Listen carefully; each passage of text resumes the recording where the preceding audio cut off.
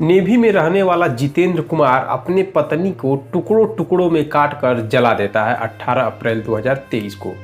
21 अप्रैल को उसकी पत्नी का अध जला सर मिलता है और 23 अप्रैल को उसकी पत्नी की टांगें मिलती है। क्राइम ब्रांच गिरफ्तार करती है जितेंद्र कुमार को और मामले का पूछताछ करती है तो सामने पूरे मामला का सच निकल कर आता है। एक पल में इंसान कैसे हैवान बन सकता है, एक कहानी कुछ ऐसी ही है। कई बार इंसान को ऐसे लगने लगता है कि जिससे वो बेहद प्यार करता है वह उसकी बेइज्जती कैसे कर सकती है। अब या तो बेइज्जती को भूल जाए या खून का घूंट पी जाए या फिर बदला ले, और ऐसे कि जब तक उसका गुस्सा शांत न हो जाए। कुछ ऐसा ही हुआ गुरुग्राम के मानसेर में। जितेंद्र की शादी हुई। जितेंद्र अपनी बीवी से बेहद प्यार करता था। उसने मानसेर में किराए पर एक मकान लेता है। जितेंद्र वैसे तो नेवी में नौकरी करता था, लेकिन उसने नौकरी छोड़ दी और दूसरी जगह काम करने लगा। घर में छोटी छोटी चीज़ों के लिए उसकी बीवी को कई बार मोहताज होना पड़ा था। इसी को लेकर घर में हमेशा विवाद चलता था। आखिरकार वो भी कब तक बर्दाश्त करती, और धीरे धीरे काम को लेकर, चीज़ों को, किल्लतों को लेकर और जिम्मेदारियों को लेकर कलेश शुरू हो गया। पैसे की किल्लत की वजह से उसकी बीवी उसे हमेशा ताना मारने लगी। इस बीच जितेंद्र का किसी अन्य महिला से अफेयर हो गया।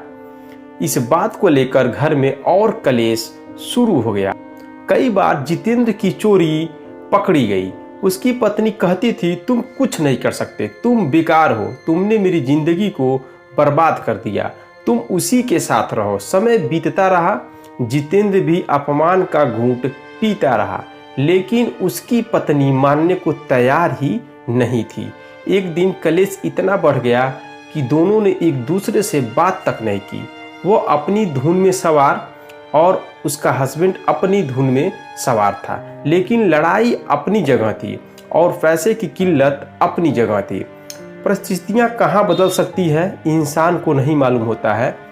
एक वक्त ऐसा भी आया जब दोनों एक दूसरे की शक्ल देखना बिल्कुल पसंद नहीं करते थे। प्यार टकरार में बदल चुका था। अब जितेंद्र को ये लगने लगा था कि जब तक वह अपनी पत्नी से अलग नहीं होगा तब तक उसको सुकून नहीं मिलेगा। इस दौरान जितेंद्र पर तानों की बौछार जारी रही। अब उसका धैर्य जवाब देने लगा था। एक वक्त ऐसा भी आया कि जिसके सब्र का बांध टूट गया। बार बार उसे उल्टा बोलने के बजाय इस बार जितेंद्र ने हमेशा के लिए शांत करने का मन बना लिया। ये सब दरकिनार करते हुए कि इसका अंजाम क्या होगा, उसकी अपनी पत्नी की हत्या करने का मन बना लिया ताकि उसकी जिंदगी सुकून से बीत सके। एक दिन की बात है, दोनों में कलेश शुरू हुआ। इस दौरान जितेंद्र का गुस्सा अब 7वें आसमान पर था। आग बबूला जितेंद्र ने किचन से लाकर अपनी बीवी के पेट में चाकू घोंप दिया। वह चिल्लाने लगी, खूब खून बहता रहा। वह तड़पती रही और धीरे धीरे उसका शरीर शांत हो गया। जितेंद्र बस ये सब गुस्से में देखता रहा, हाथ तक नहीं लगाया। जब उसे लगा कि उसकी पत्नी की मौत हो गई है तो वह डर गया। अब जितेंद्र का दिमाग धीरे धीरे चलने लगा था। उसने शव को छिपाने की योजना बनाई ताकि वह पकड़ा न जा सके, लेकिन खुदा को मंजूर क्या है वो तो खुदा को ही मालूम है। पहले उसने कपड़े से खून साफ किया, फिर चाकू और दूसरे हथियार से अपनी बीवी के शरीर के टुकड़े करना शुरू किया। हाथ काटे, पैर काटा, सर काटा। उसे पता था कि वह शव को टुकड़ों टुकड़ों में ही करके घर से बाहर ले जा सकता है। लिहाजा उसने सबसे पहले धड़ को ठिकाने लगाने की योजना बनाई। जितेंद्र के दिमाग में ये बात थी कि रात को अंधेरे में धड़ को जला देगा। वह अपनी बाइक से रात के वक्त अपनी बीवी के धड़ को लेकर निकला और रात के अंधेरे में वह मानसेर के एक पंचगांव चौक के पास कुकरडोला गांव में एक खेत में पहुंचा। उसे यहाँ एक मकान दिखा जो खेत के बीच में था। वहाँ पे कोई भी रहता नहीं था। उसने धड़ को मकान में रखा और जला दिया और फिर वहाँ से भाग गया। 21 अप्रैल को सुबह में किसी ने मकान से धुआं उठते हुए देखा। जब सर जलाया था तो 20 अप्रैल का डेट यानी रात में था, और 21 अप्रैल को जब सुबह हुआ जो उस मकान से धुआं निकला तो एक आदमी देखा। इस आदमी ने खेत के मालिक उमेद सिंह को फ़ोन करके बताया। खेत के मालिक ने पुलिस को फ़ोन किया। गुरुग्राम पुलिस ने मानसेर पंचगांव चौक इलाके के सटे एक कमरे से महिला का अध जला सर बरामद किया।